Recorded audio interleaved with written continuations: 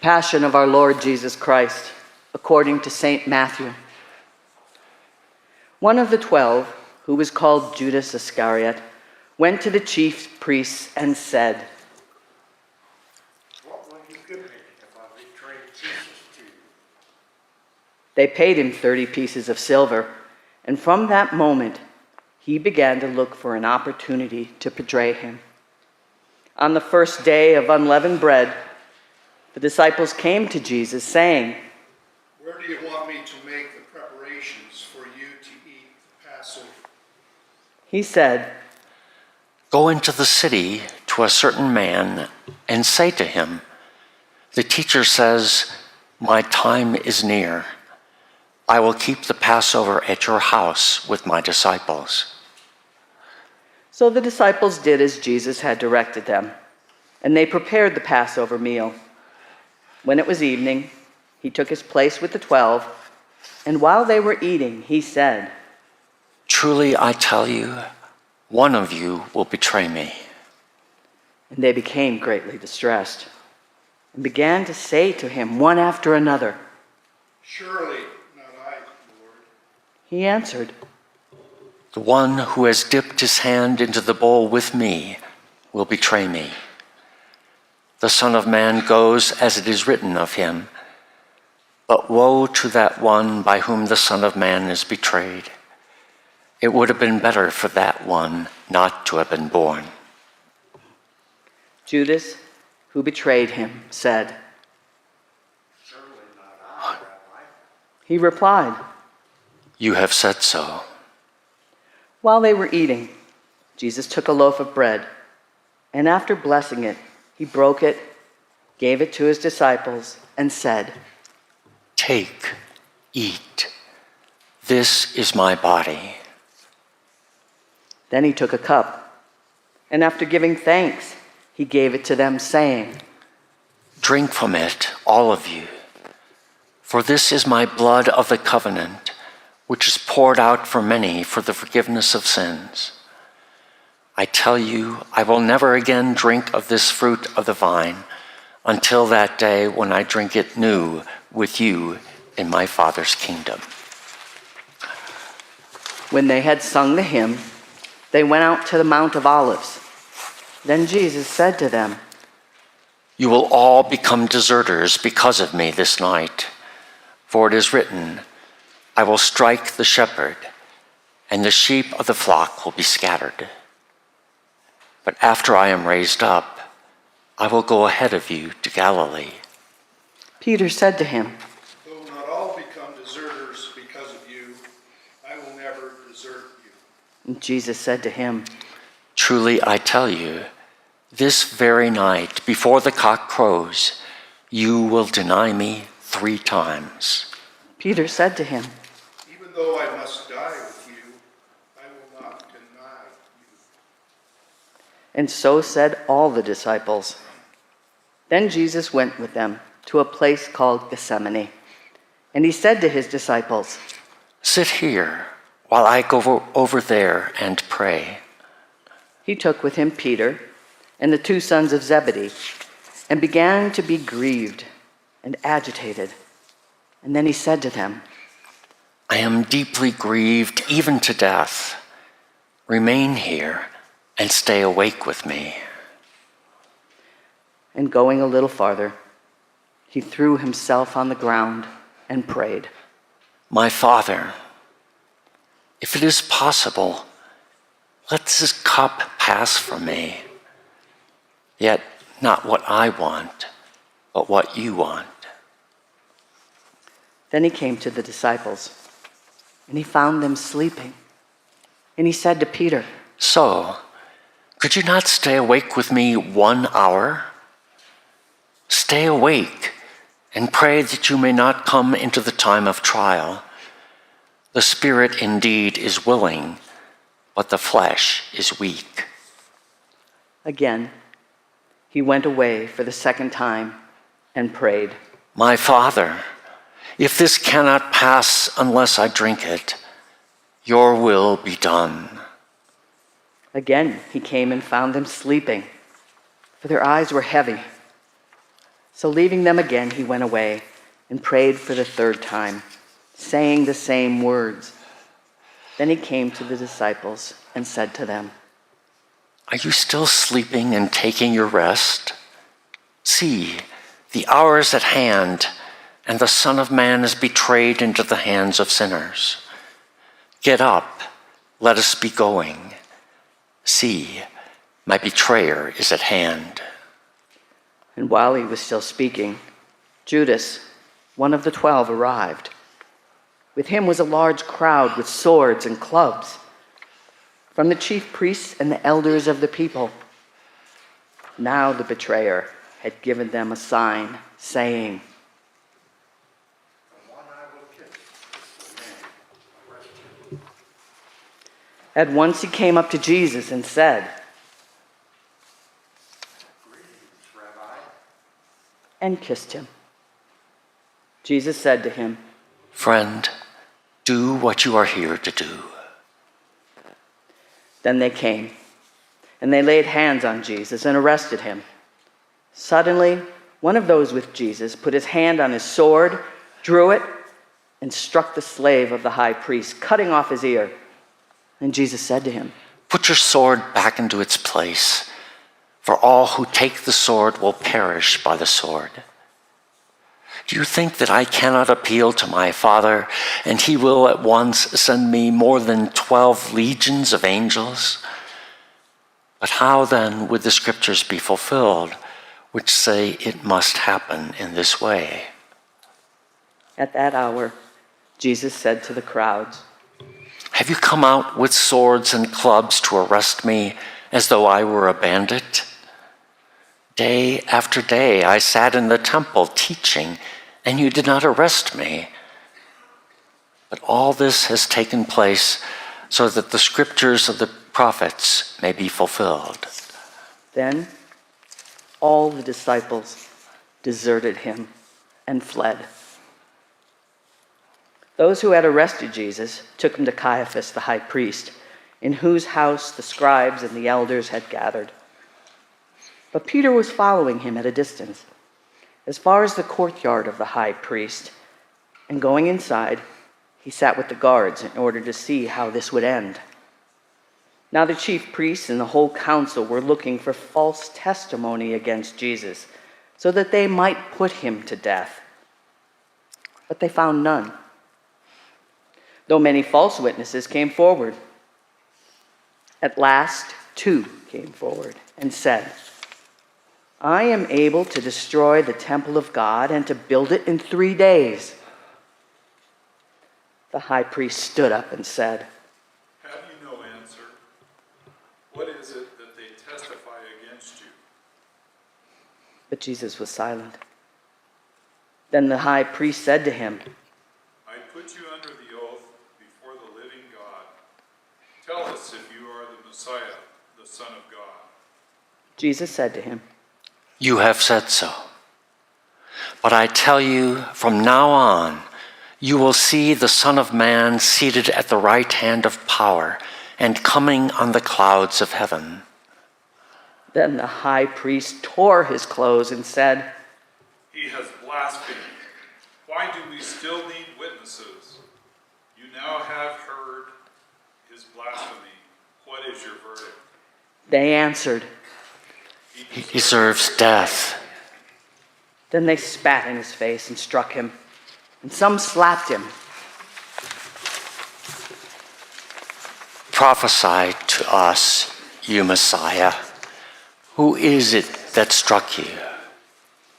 Now Peter was sitting outside in the courtyard. A servant girl came to him and said, You also were with Jesus of the Galilee. but he denied it before all of them, saying, I do not know what you are talking about. When he went out to the porch, another servant girl saw him, and she said to the bystanders, This man was with Jesus of Nazareth. again, he denied it with an oath. I do not know the man. After a little while, the bystanders came up and said to Peter, "Certainly, you are also one of them." Then he began to curse, and he swore an oath. I do not know the man. At that moment, the cock crowed. Then Peter remembered what Jesus had said. Before the cock crows, you will deny me 3 times. And he went out and wept bitterly. When morning came, all the chief priests and the elders of the people conferred together against Jesus in order to bring about his death. They bound him, led him away, and handed him over to Pilate, the governor. When Judas, his betrayer, saw that Jesus was condemned, he repented and brought back the 30 pieces of silver to the chief priests and the elders. He said, I have sinned by betraying innocent blood. but they said,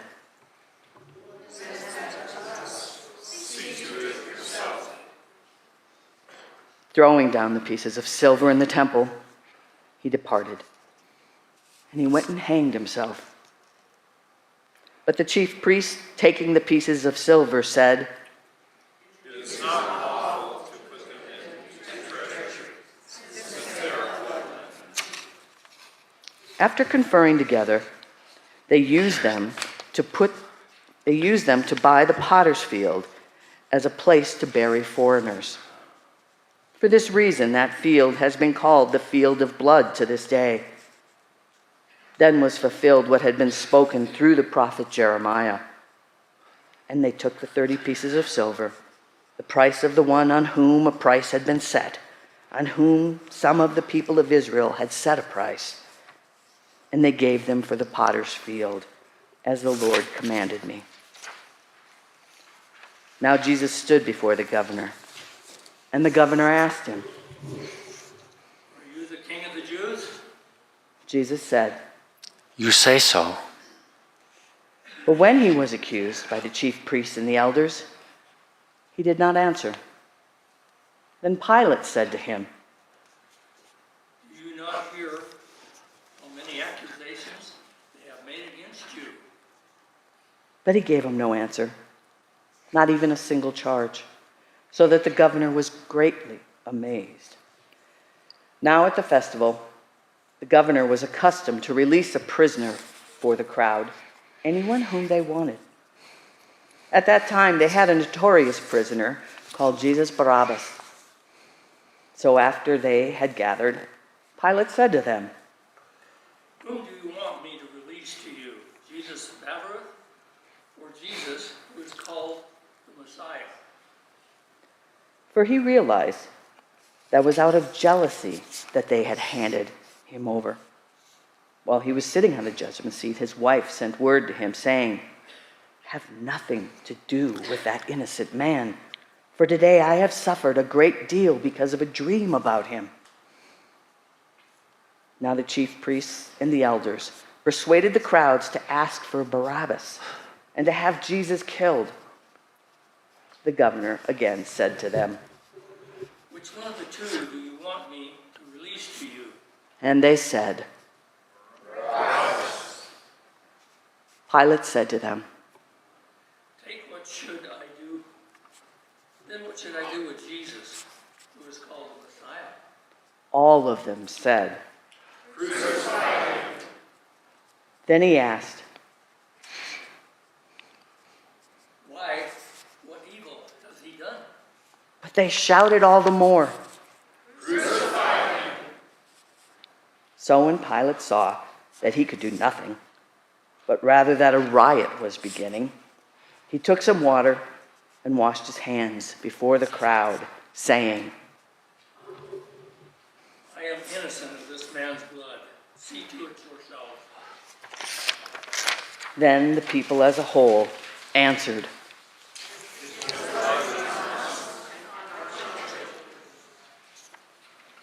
So he released Barabbas for them, and after flogging Jesus, he handed him over to be crucified.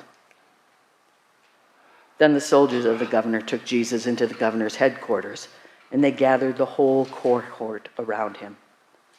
They stripped him, put on a scarlet robe, And after twisting some thorns into a crown, they put it on his head. They put a reed in his right hand and knelt before him and mocked him, saying, "Hail, King of the Jews." They spat on him and took the reed and struck him on the head. After mocking him, they stripped him of the robe and put on his own clothes. Then they led him away to crucify him.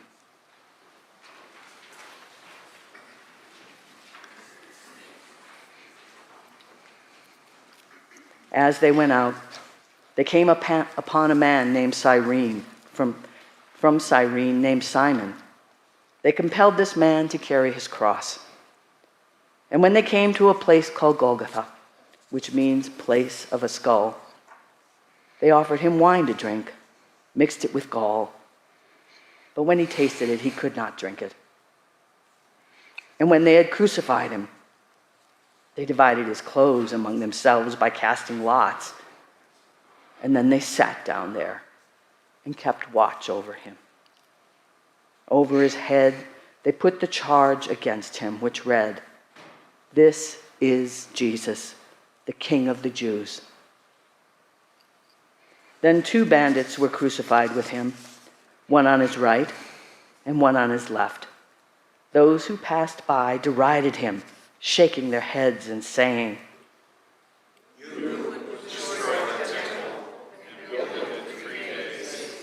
Save yourself. If you are the Son of God, come down from the cross. In the same way, the priests also, along with scribes and elders, were mocking him and saying, He saved others. He cannot save himself. He is the King of Israel. Let him come down from the cross, and we will believe in him. We trust in God. Let God deliver him now, if he wants to. For he said, I am God's son. The bandits who were crucified with him also taunted him in the same way. From noon on, darkness came over the whole land until 3 p.m. And at about 3 o'clock, Jesus cried with a loud voice, Eli, Eli, lema sabachthani. that is, my God, why have you forsaken me? When some of the bystanders heard it, they said, This man is calling for Elijah. At once, one of them ran and got a sponge, filled it with sour wine, put it on a stick, and gave it to him to drink.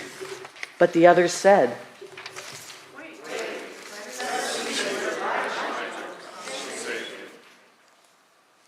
Then Jesus cried again with a loud voice and breathed his last.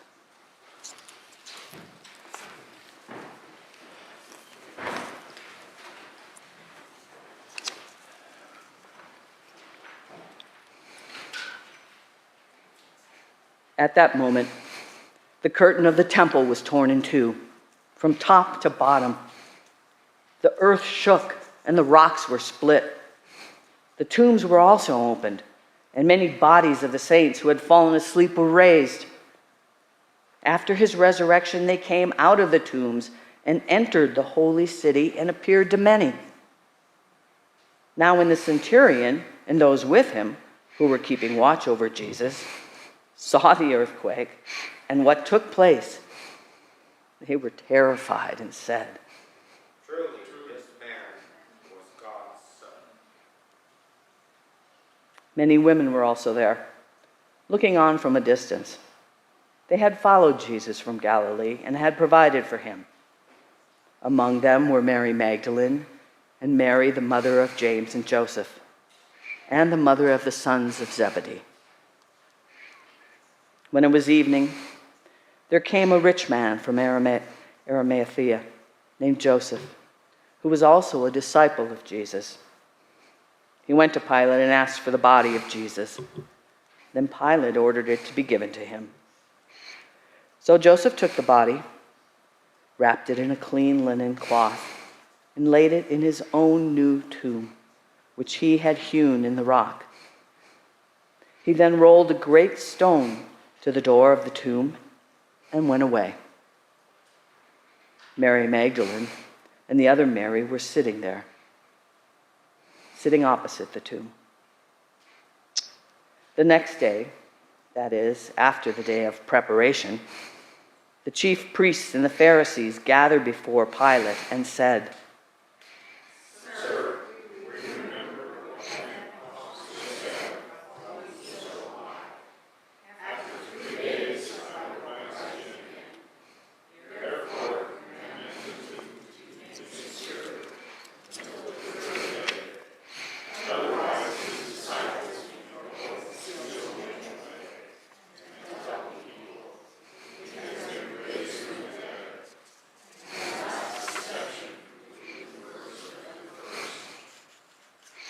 Pilate said to them, You have a guard of soldiers.